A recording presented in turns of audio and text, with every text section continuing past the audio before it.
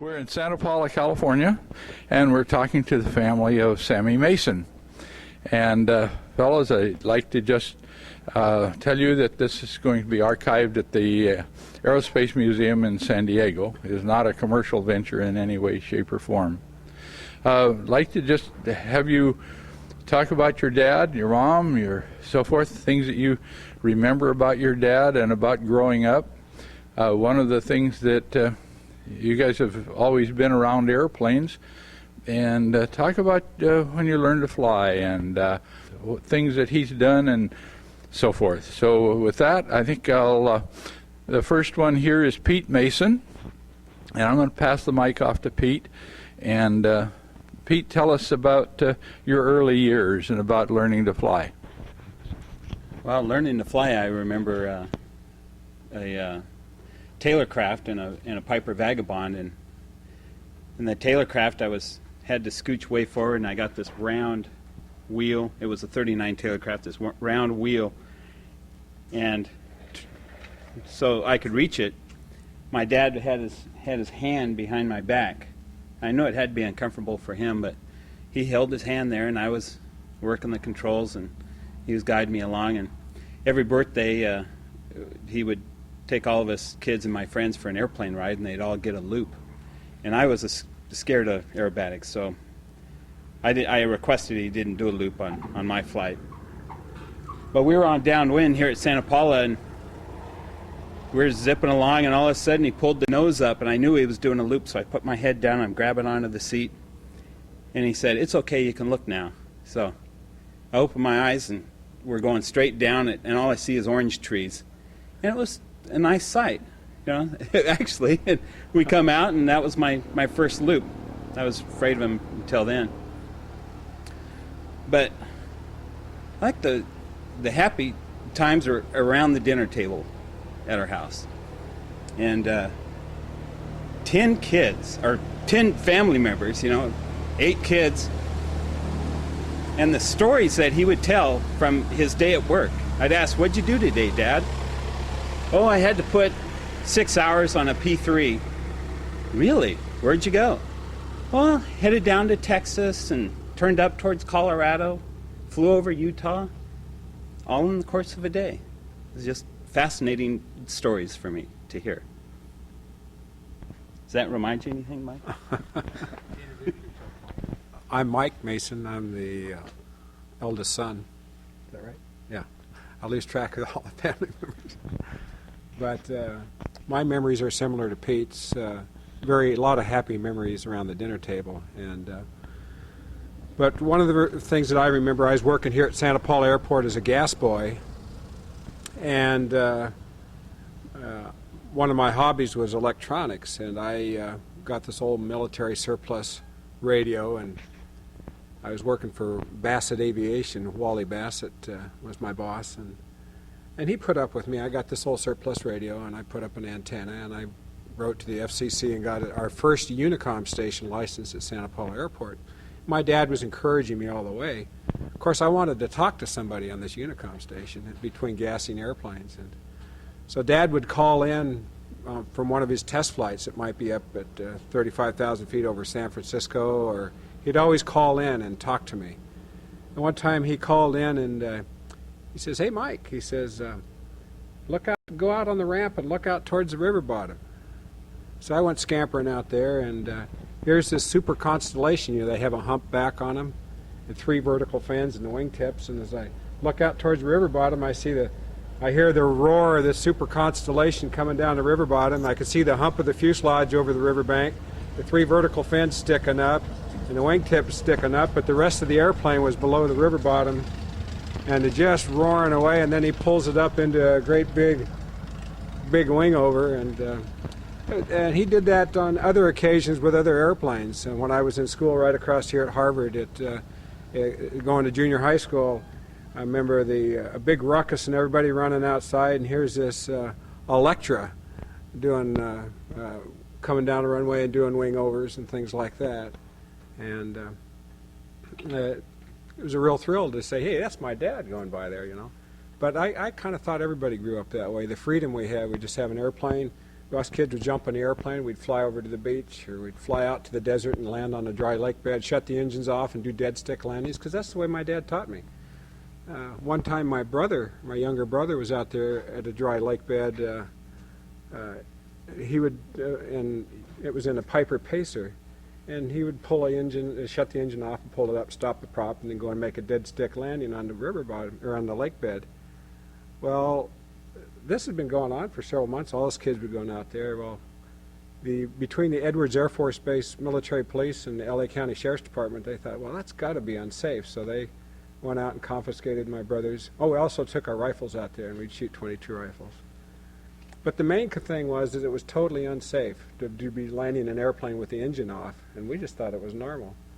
So my dad had to go to federal court and defend us kids, and the LA County Sheriff and the military air police said, yeah, this was careless and reckless operation. And the federal judge, I can remember asking my dad, he says, well, what do you have to say about this? And he says, well, I can't think of a better way to teach flying skills and to make precision dead stick landings, and it's totally safe. And the judge says, well, what are your qualifications to say that? He says, well, I'm an experimental test pilot right over here at Lockheed. And he says, that's just the way I train my boy. He says, you know what, I think you're right. Case dismissed. So I was really impressed that my dad stuck up for us. So.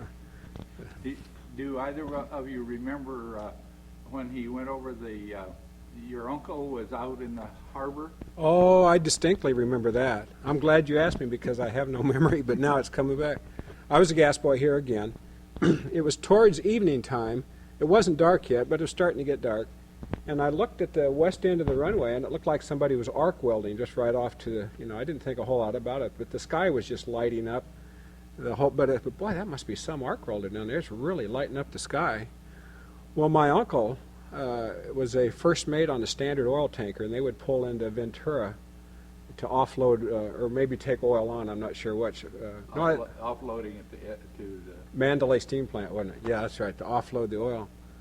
Well, I guess my dad knew that he was going to be there, and he was out doing a test flight on a Navy P-3 patrol bomber that had these high-powered flares and big, huge cameras for identifying Russian ships. And so he started making high-speed passes, low-level passes at this tanker and firing off all these flares and taking pictures. And my uncle knew who it was, but he wasn't going to. The captain was running back and forth on the bridge. We're under attack. We're under attack. They called Point Magoo and says, we're under attack. And my uncle didn't want to get in any trouble with the captain, so he didn't say a word. But I guess it's in the mail that they had taken. They'd go by and fire off these flares and take pictures, and it shows the captain running back and forth on the bridge and my uncle standing there. Of course, I don't think my uncle ever showed the captain those pictures, but that's what I can remember that. Do you also remember your dad doing the soaring over the Tehachapi's in the T-33? I can remember him talking about that, yeah, very distinctly remember that. Yeah, that they were, the flight test dispatchers were worried. They thought they had lost an airplane, but because the airplane was not capable of staying airborne that long, because, a jet consumes fuel like crazy, but what they were doing was they'd go up over Tehachapi, catch a mountain wave, and shut the engine down or pull it back to idle and conserve fuel and just be soaring around. And so I remember those stories, yes. Do you also remember the case where he and Tony were on final approach to Palmdale and the Bonanza? I can remember of course I wasn't there, but I remember the story that Lockheed had purchased these V-tail Bonanzas for the pilots to fly back and forth to the various test sites. And Tony LeVere and my dad had left Burbank flying to Palmdale to do a day's test flying, and I don't know on what aircraft they were test flying, but we were on the way to Palmdale. That's Air Force Plant 42. And it was fairly early in the morning, and I guess there was a Navy or Air Force Douglas transport. I don't know what model. It's probably the equivalent of a DC-6, was shooting touch-and-go landings there.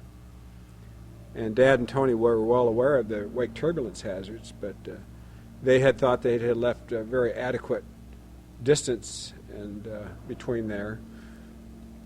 But on short final of the V-tail Bonanza, they were just very close to the ground. The V-tail Bonanza rolled totally inverted, and my dad was flying, and it had a throw-over yoke, so only my dad had the controls. And they were headed right for this ILS shack, inverted, and Dad instantly added power and rolled the airplane upright, made a safe landing. But it was, Tony said due to his dad's aerobatic skills that he was able to salvage that. So. Well, I got a kick out of they were talking about that story at our Skyfox, and someone asked your dad if Tony ever stopped talking during this time. Your dad says, "Well, no, I don't remember him saying too much for about half an hour." That would be unusual for Tony. Yeah, Tony always had something to say. It was always very entertaining. But I'm glad that you're there to trigger my memory off on some of these things. Maybe as we sit here, we'll witness some excitement. Wendell? I'm Wendell Dowling, Sam's son-in-law. I married his firstborn, Len, back in '62. But Sam didn't give me my first flying lesson. I got that through Mike Dewey, but he started teaching me back in the '60s, and I learned to fly in the 39T craft. That we still have the airframe hanging in the Sam's old hangar here, but I always remembered my solo with him because he had such a quiet way of teaching. I was always wondering if I was doing things right or wrong when we were in the air together. He often didn't say much, and his touch on the controls was so delicate I never knew sometimes if it was my landing or his. But on the day that I soloed, we'd gone up and went around the patch once, came in and landed down where the fuel islands are now here at Santa Paula. And he motioned for me to pull over there, and so I pulled the plane off the taxiway, and he unbuckled his seatbelt and climbed out of the plane, left me sitting there, and he started to walk away like he looked like he was angry, and I thought, boy, I really blew it this time, but I didn't know what I'd done. And I started to unbuckle my seatbelt, and he says, "No, leave it on. Take it around the patch." So I said, "Am I ready?" He says, "You're ready." So I taxied down to 22, and I remember that T-craft, that tail wheel bouncing back there. It sounded like it was a quarter of a mile away. That plane was the emptiest thing I'd been in a long time. But that was my first solo, and always just admired the way Sam taught, even in light aircraft. And one of the things I remember about Sam was his mischievous way of doing things. Sometimes he had a sense of humor that kind of left a few people puzzled, I'm sure. But in later years, as a commercial artist, I started illustrating his magazine articles for flying magazines, and when he started working on his book, Stall, Spins, and Safety, he had me do a bunch of illustrations for that. So we went up in a Citabria, and we did some inverted flat spins. Went up and did some 720s while I sat in the front seat with my camera clicking away, trying to get pictures of what the horizon would look like from that attitude. The pictures didn't turn out too well, and I remember I was so busy with the camera I wasn't bothered until we landed, and I stepped out of the plane onto solid ground. And I felt like I was still inverted. But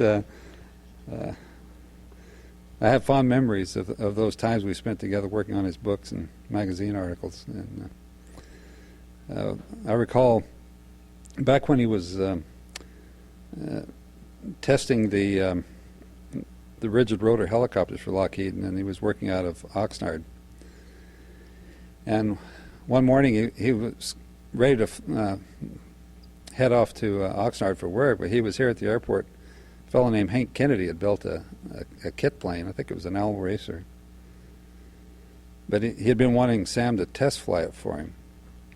And Sam was down at the hangar there with Hank, and there were a lot of people gathered around. And Hank, I guess, was taking longer than Sam anticipated for getting the plane ready to fly, but Sam was chomping at the bit, and he finally got in the plane and took off, and Hank was expecting him to go flying around and come back and tell him how it flew, but instead Sam just kept going. He disappeared over the horizon. He'd just flown the plane to work.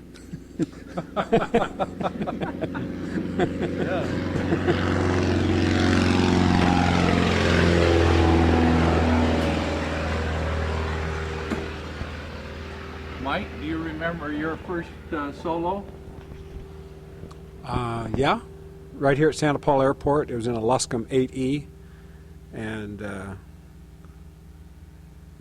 just remember that I had the same feelings that Wendell did. Am I ready? You know, he just says, pull over and turn me loose. He says, go shoot 3 landings, and my knees were knocking all the way to the end of the runway.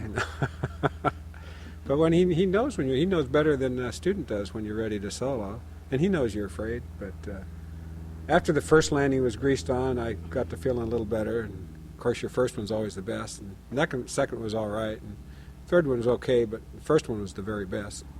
I think because I was trying the hardest and I got overconfident on the other ones. But he would watch you on the first one, and then I could see him stand alongside the runway, and then he just kind of disappeared. I said, well, am I supposed to keep flying, or am I supposed to go back to hangar, or what am I supposed to do? And from then on, he just say, well, go down there, fly a little bit every day, you know. And so we just thought that was normal. But some other things that I remember about my dad is when we lived in Big Bear. I was in grammar. Actually, I was going to kindergarten. I think I was in kindergarten at the time, and they didn't have a real modern public school. They had a little Quonset hut between the highway and the lake. And I remember that my dad one time, an Aranca Champ came in and landed on the dirt road that came up to the Quonset hut, and the door opened and our school teacher got out.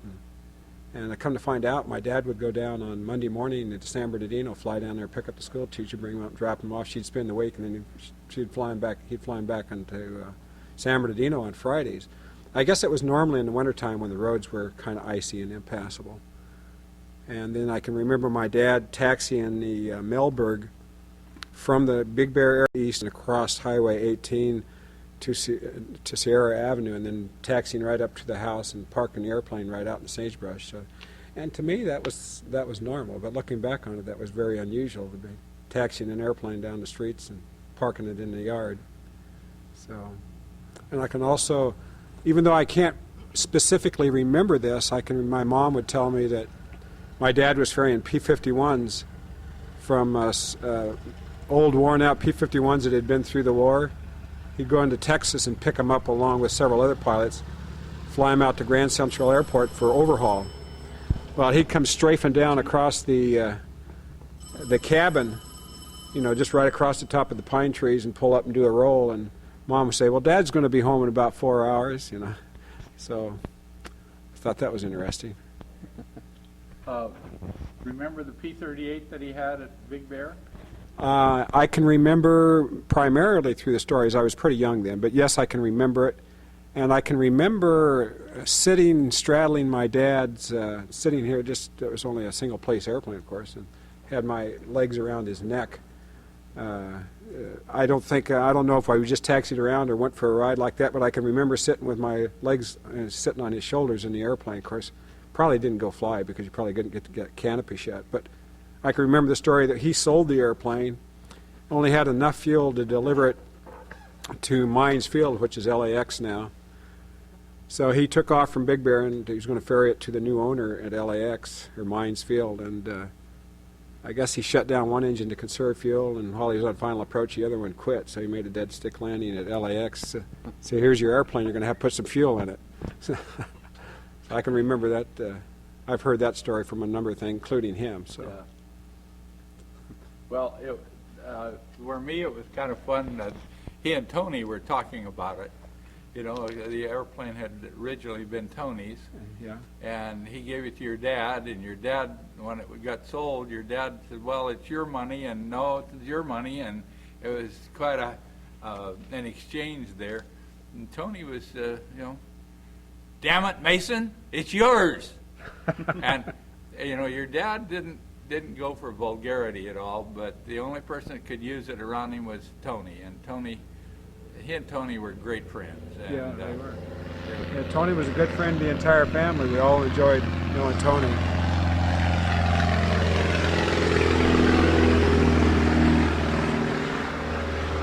Pause for the airplane.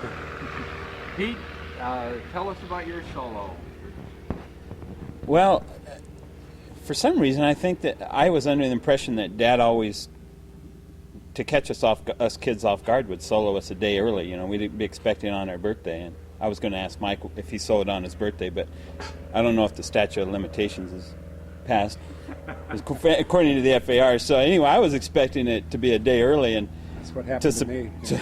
to surprise me, I was soloed on my birthday, and I wanted to do something different. You know, helicopters were of an interest to me because, you know, Dad had done the aerobatic routine in the Lockheed L286 rigid rotor, and I got to see him go zinging down once again the riverbed in the compound helicopter, doing close to 300 miles an hour with a jet engine blasting. So with that in mind, I wanted to solo a helicopter. I wanted to be different. So I was working at Michael Dewey Aviation as a line boy, and every 2 weeks I'd fly the Bell G2 helicopter for a half hour. And Dad flew with me as my instructor. And we'd land after a training flight, and we'd have to let that thing cool down for 2 minutes. It just killed me because I knew that Hobbs meter was going to click over, and that was another $4.50 every time it clicked over. So anyway, I think I had about 3.5 hours in a helicopter, and it was my birthday, and I thought I didn't have enough time. And Dad got out, and he said, I want you to do a solo hover. So I picked it up into a hover, and I was hovering it, and I, out of the corner of my eye, I saw him motion. And it didn't take more than one motion for me to think, that's the motion to go. So by golly, I win. And I did a trip around, and I came into the spot. It was out in the riverbed, and he gave another motion, so off I went, and I did 3 of those, and that was my solo. And then, as chance would have it, they were resurfacing the runway that day here at the airport, and I was to solo the Cessna 170 that my brother Tim owned at the time. And since they were resurfacing the runway, I thought there's no way I'm going to get to do that. Well, I soloed off the taxiway that day. That's all we needed in the Cessna 170 is when I soloed the fixed wing off the taxiway. And once again, my knees were knocking, and I was a little fast on downwind, and I thought, why isn't it slowing down? I'm putting on the brakes. And then it dawned on me. Well, they don't work when the wheels aren't touching the ground. But I remembered one day walking to school, and it was about a 7 or 8 block walk to school, and I'm passing 8th Street, which is about 2 blocks into the walk, and I hear this DC-3 circling over town. And then it enters the pattern, and I knew that's got to be Dad. So, right turn on 8th Street, down to the airport, and there's the DC-3. It's already landed, and everybody that was in it that was supposed to be at Oxnard, but Oxnard was fogged in, they were at the airport cafe having pie, and I found Dad.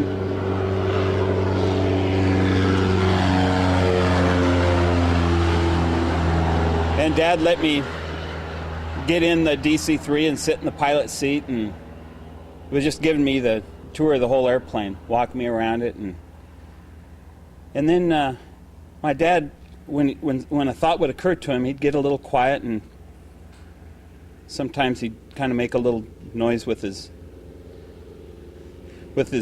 nose, you know, kind of. And then he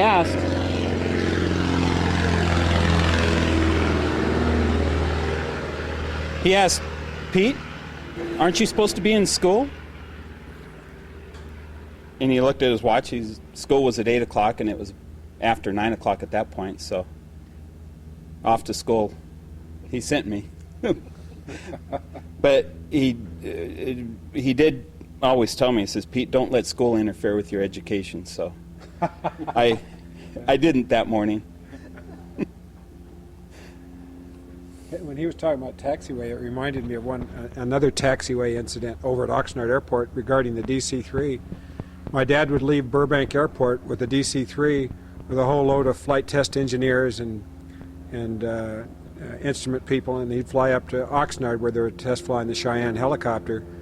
Then he'd get out of the DC-3 and proceed to test fly the Cheyenne helicopters. Well, the control tower there at Oxnard had gotten used to Dad's voice, particularly flying the helicopters, because they were making frequent takeoffs and landings, and the call signs between the DC-3 and the helicopter sounded similar, plus they recognized Dad's voice. But Dad would call in Doug 679, on final approach for landing. They'd clear him to land. Well, one morning he called in Doug 679, and they recognized his voice, and the call sign was similar to the helicopter, and they cleared him to land on the taxiway, thinking he was a helicopter. So he obliged and landed on the taxiway. Of course, the tower was just totally aghast. But that was the clearance, so they couldn't hang him for it because they had cleared him to land on the taxiway. So that was part of his mischievous nature. At this point, I have to leave. I got to take my granddaughter to a birthday party. But Jonathan will probably be here shortly, and these guys can continue. But I thank you very much for the opportunity to tell about my experiences with my dad. I appreciate it very much. For me, one of the neat things, well, many neat things with your dad, we used to ride to work at Skyfox. I think Wendell remembers Skyfox. You bet. And, but I just always cherished the stories and the conversations we had. But when the test pilots was giving him an honorary fellowship, he remarked to me that he wasn't going. And I said, why? And he said, well, he didn't want to get dressed up. He didn't have a tux.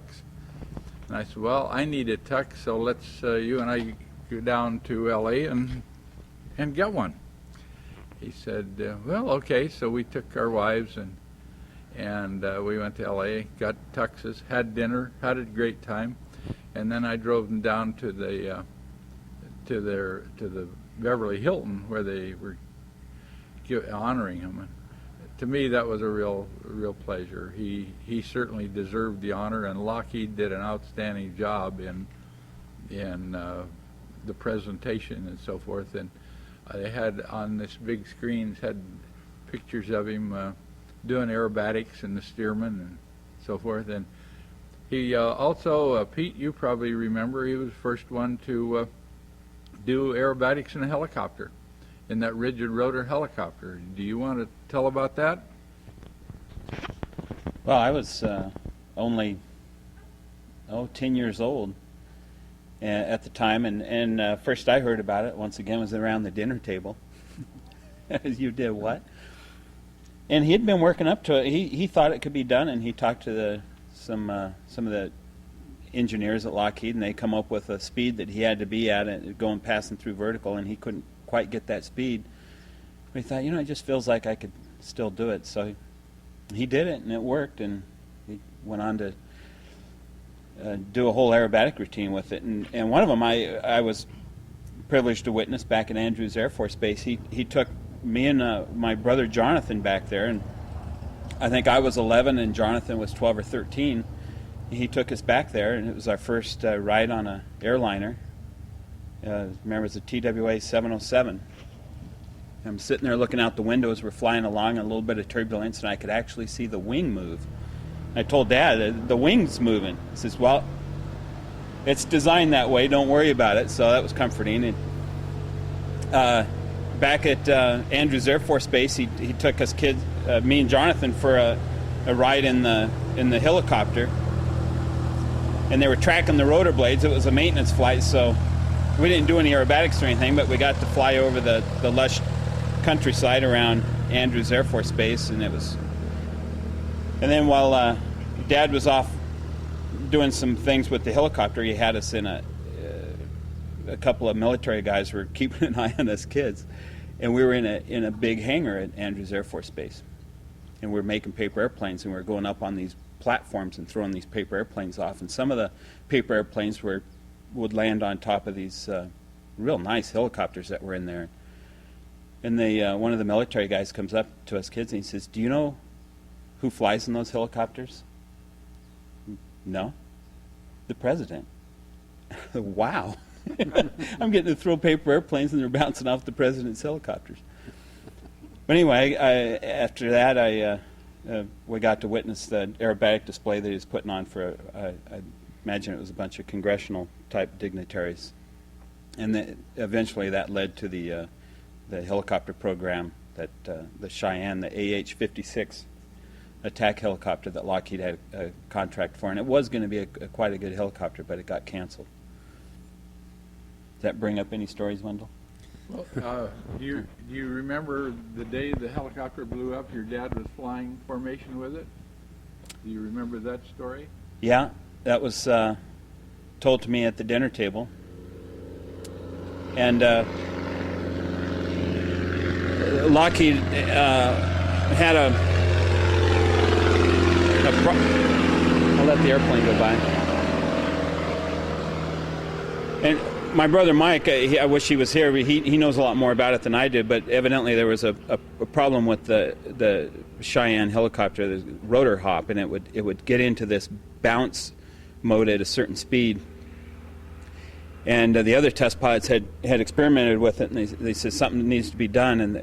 But Lockheed had, I believe his name was Beale, and he was flying it, and it just went catastrophic, and the helicopter disintegrated.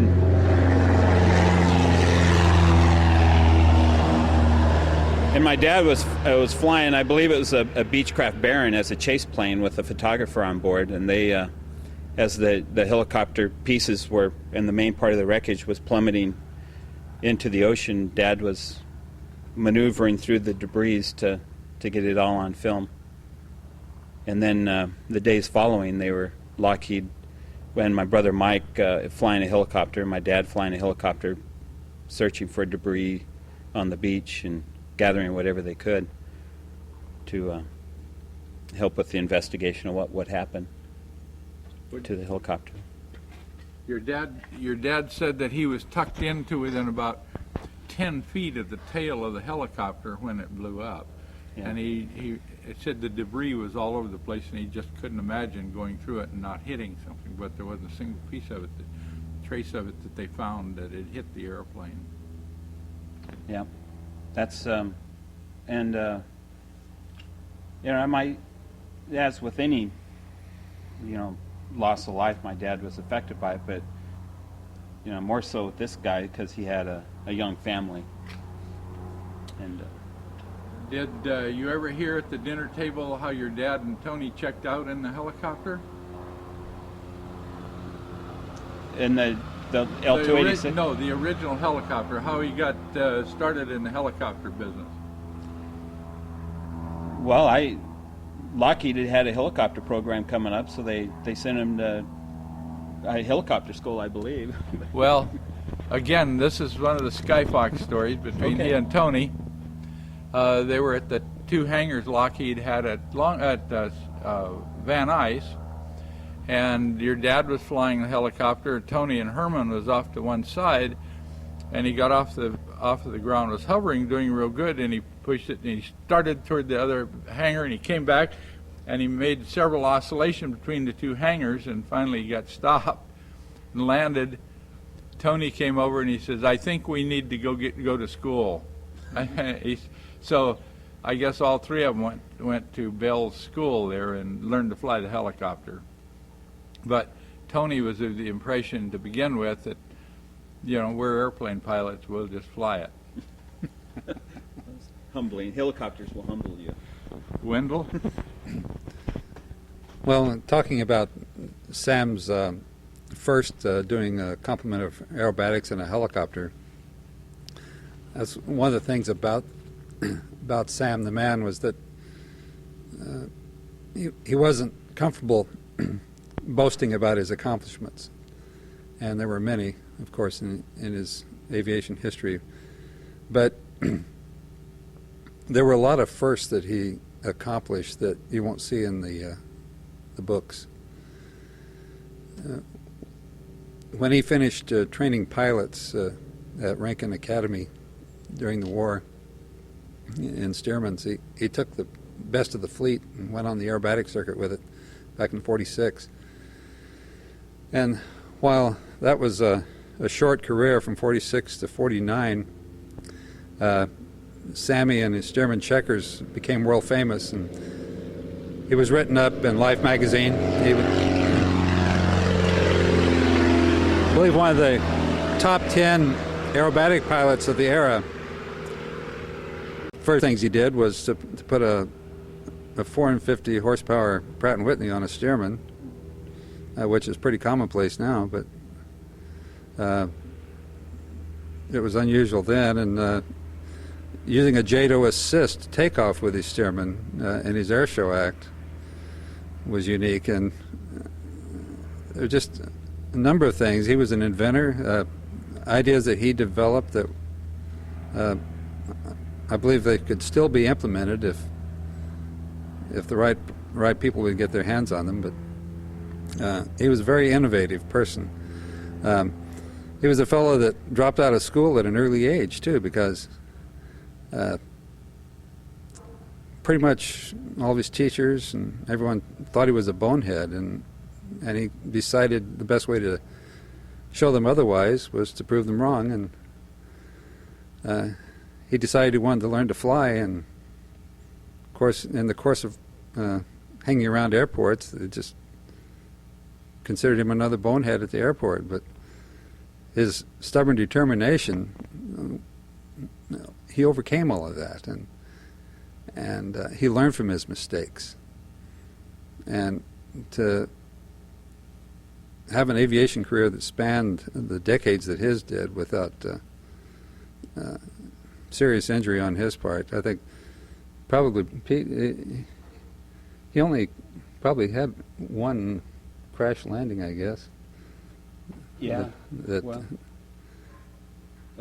if lots of forced landings before he even got his pilot's license, because of the unreliable engines and whatever Right, at that yeah. time. But yeah, he always, I don't know. There's maybe Joe can remember the old saying about pilots that they used their experience to get themselves out of situations that they shouldn't have been into in the first place. So I forget how it goes, but Well, yeah, he seemed to have a knack for staying out of trouble, even though he was pushing it quite a bit. But that's what made him a good test pilot too. And I think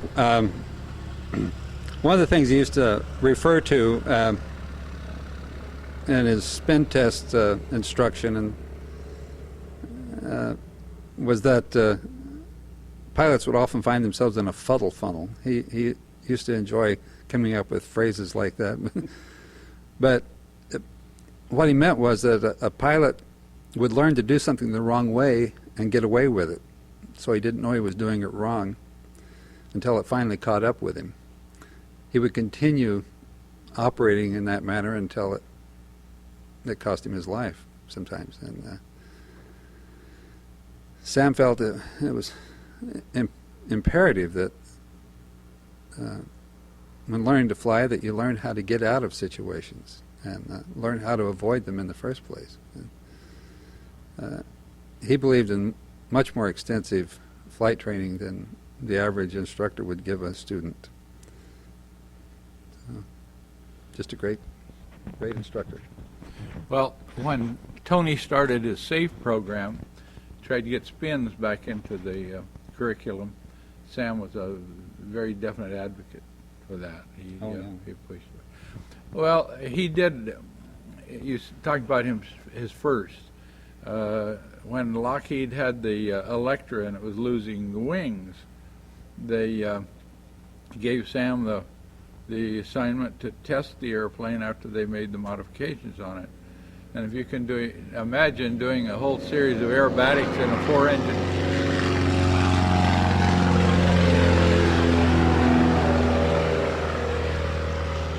if you can imagine doing a whole series of aerobatics in a 4-engine airplane. He did. And he was telling me about it. I said, well, how could you get out of it? And he said, oh, they cut a hole in the bottom, and they had this kind of a can about 3 foot square, and if we got in trouble, we were supposed to just pull the lid off and go out through the can. And I said, well, didn't that bother you? And he said, no, didn't have any trouble. But then Wings Channel makes a big deal out of Tex Johnson doing a slow roll in a 707. Hey, Sammy had done that numerous times in Electra without, again, no fanfare. That's Right. what the company wanted, and that's what we